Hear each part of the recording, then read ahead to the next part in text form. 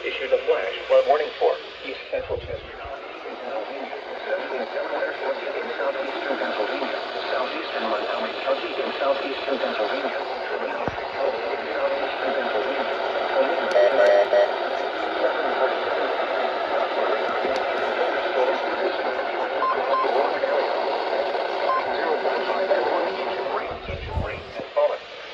The expected rainfall rate is 123 inches in 1 hour.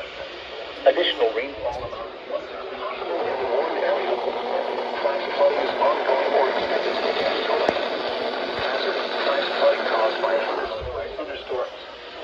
Source: radar. Impact: flooding of small creeks and streams, urban areas, and underpasses, as well as other drainage and low-lying areas. Some locations that may experience flash flooding include Philadelphia, Camden, Yevon, Conshohocken, Palmyra, Fulton, Jenkintown, Narberth, National Park, East Lansdowne, Rockland, Riverman, Turnaround,